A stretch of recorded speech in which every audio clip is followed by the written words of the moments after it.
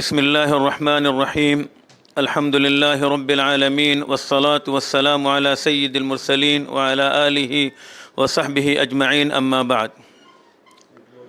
آج کے جلسے تقسیم انعامات کے موقع پر جو ادارہ فکر و خبر بھٹکل کے زیر اہتمام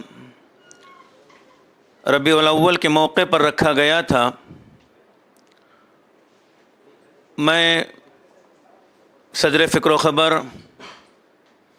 مولانا محمد الیاس صاحب فقیہ احمدہ ندوی اور سرپرست فکر و خبر اور ٹرسٹی جناب عبدالرحمن صاحب محتشم جان اور ہمارے اور ایک ٹرسٹی جو مولانا عبدالباری رحمۃ اللہ علیہ کے انتقال کے بعد ان کی جگہ پر نامزد کیے گئے تھے، مولانا محتمم جامعہ اسلامیہ بھٹکل حضرت مولانا محمد مقبول صاحب ندوی، ان تماموں کی موجودگی میں بالکل مختصراً ایک پروگرام ترتیب دیا گیا تھا، اور اسی کے ساتھ جس کو ہم نے اس محفل کے لیے ایک اہم شخصیت کے طور پر اور ایک اہم فرد کے طور پر مدعو کیا، جو آج نونہالوں میں اور ادب اطفال کے نام سے عملی طور پر کام کر رہے ہیں، اور جس کا میں بذات خود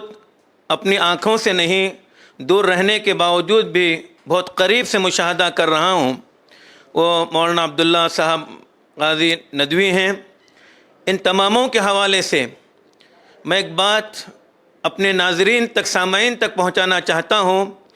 کہ یہ فکر اور یہ تڑپ جو پیدا ہوئی ہے وہ کہاں سے آئی۔ ہمارے جامعہ اسلامیہ بھٹکل کا جو تاریخی تعلیمی اجلاس منعقد ہوا 50 سال کے اختتام کے بعد، حضرت مولانا عبدالباری رحمۃ اللہ علیہ جو محتمم جامعہ تھے، اور اس وقت حضرت مولانا جناب ماسٹر شفیع صاحب ناظم جامعہ تھے،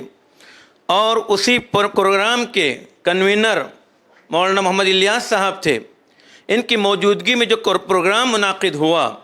اس کے بعد جامعہ اسلامیہ کی افادیت کے تسلسل کو جو آگے تک بڑھانے کا سلسلہ تھا، اس کے سلسلے میں فکریں جاری تھیں۔ اس وقت ہم نے اپنے ذمہ داروں سے مشورہ کیا کہ ہم اس افادیت کو ایک اعلیٰ پیمانے پر اور ایک عالمی ایک تصور کے ساتھ آگے بڑھانا چاہ رہے ہیں۔ اللہ غریق رحمت فرمائے، سابق قاضی جماعت المسلمین بھٹکل اور سابق صدر جامعہ اسلامیہ بھٹکل حضرت مولانا محمد اقبال صاحب رحمۃ اللہ علیہ، جو ہمارے سرپرست بھی تھے اور فکر خبر کے اولین سرپرست وہی تھے۔ مولانا عبدالباری صاحب تو اس کے صدر تھے۔ جب میں ان کے پاس گیا اور ہم نے اس سلسلے مشورہ کیا اپنے اکابرین سے کہ ہم اس طرح سے جو بے دینی کا ایک سیلاب آ رہا ہے اس ٹی وی چینلوں کے ذریعے سے اور یوٹیوب کے ذریعے سے، ہم اس کے دھارے کو موڑنے کی ادنا کوشش کرنا چاہ رہے ہیں۔ مولانا اقبال صاحب نے اس وقت فرمایا تھا، تم مجھ سے مسئلہ اور فتویٰ نہ پوچھو، کام کرتے جاؤ، میری تائید تمہارے ساتھ ہے۔ اللہ جزائے خیر عطا فرمائے۔ اس وقت میں مولانا صادق صاحب کے پاس بھی گیا، ان سے بھی میں نے مشورہ کیا، اور انہوں نے بھی کہا جو کام آپ نے سوچا ہے اس کام کو آپ آگے بڑھاتے جائیے۔ یہ تو سرپرستان میں تھے، لیکن عملی طور پر ٹرسٹی ہونے کی حیثیت سے جنہوں نے اپنا نام پیش کیا اور صدارت کو جنہوں نے قبول کیا، وہ مولانا عبدالباری رحمۃ اللہ علیہ تھے، اور ان کے بعد مولانا الیاس صاحب تھے۔ انہوں نے کہا ٹرسٹیان میں جو تھے انہوں نے قبول کیا، اور پہلے دن ہی سے ہم لوگوں نے طے کیا کہ ہم کو اس کو ایک نئے ویژن اور مقصد کے ساتھ آگے بڑھانا ہے۔ مسئلہ نام کا تھا،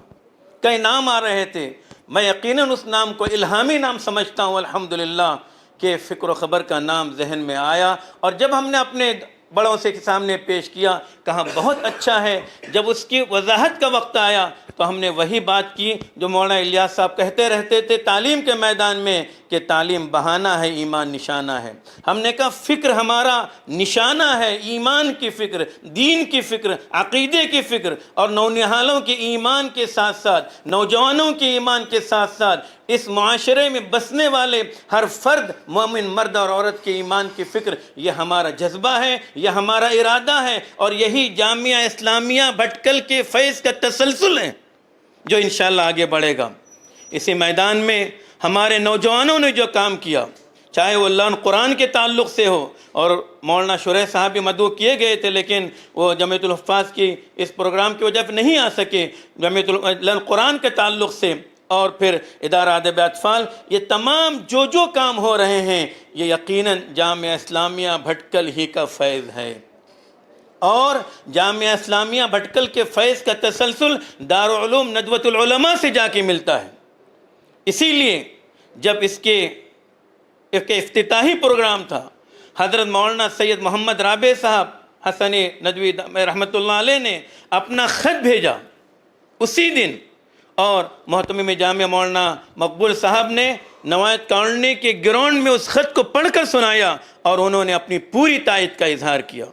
پھر اس کے بعد ہم ندوے چلے گئے، ندوۃ العلماء میں اطہر کے سامنے ایک بہت بڑے مجمع کو جمع کر کے مولانا رابع صاحب نے اس کا دوبارہ رسم اجرا ندوے میں کروایا۔ تو اس تسلسل جامعہ کا ہے، یہ فیض دارالندوۃ العلماء کا ہے، اور ندوۃ العلماء نے ہمیں خذ ما صفا داما قدر، اچھی چیزوں کو لیجئے اور بری کو چھوڑیے، اس کے ساتھ ایک پروگرام ہے۔ لہذا یہ مختلف جو عنوانات آپ کو الگ الگ نظر آ رہے ہیں، دراصل یہ سب کچھ اعلاء کلمت اللہ کے اور مقصد احیاء اسلام، یہی ہمارا مقصد ہے، اول بھی اور آخر بھی ہم یہی کہتے ہیں، ربنا تقبل منا انک انت السمیع العلیم۔ ہم سے کام کچھ نہیں ہو رہا ہے، ہم ایک آواز لگا رہے ہیں، جیسے مولانا عبد النور صاحب نے اس پر اشارہ کیا، اور اس کو اس پنڈال میں ہم نے بڑی تفصیل سے کہا تھا کہ ہم شکایت نہیں کریں گے رات کی تاریکیوں کی، ہم ایک کینڈل اور موم بتی لے کر جلائیں گے، شاید اس کی شعاع سے کچھ نہ کچھ روشنی ہو۔ فکر و خبر کا لوگو آج بھی وہی ہے جو پہلے دن سے تھا، اس کینڈل ہے، ہم موم بتی لے کر کھڑے ہیں دنیا کے سامنے۔ اس گلوبلائزیشن کے زمانے میں،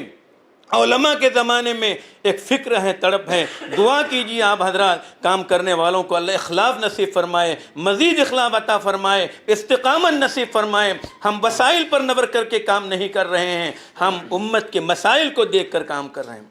اگر وسائل پر نظر ہوتی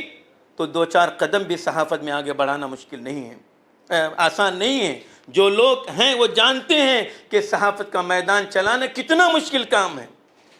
کتنا مشکل کام ہے، لیکن ہم نے اس صحافت کو اسلامی صحافت کا نام دیا ہے۔ ہم نے اس صحافت کو اسی صحافت کا نام دیا ہے جو صحافت کبھی اللہ کے رسول صلی اللہ علیہ وسلم نے اپنے صحابہ کے سامنے اور پھر حجۃ الوداع کے موقع پر الا فلیبلغ الشاہد الغائب، کہ سن لو جو یہاں پر حاضر ہو غائب تک پہنچائے۔ یہ وسیلہ ہے آج بات کو پہنچانے کا، ہم اس وسیلے کو استعمال کر رہے ہیں دعوت کے تعلق سے، امت کے سامنے ایمان کے حفاظت کے تعلق سے۔ آج مسئلہ جائیداد کی حفاظت کا نہیں ہے دوستو، مجھے معاف کیجیے، آج مسئلہ چیزوں کی حفاظت کا نہیں ہے، آج مسئلہ بچوں کے اور نونہالوں کے اور نوخیزوں کے نوجوانوں کی ایمان کی حفاظت کا،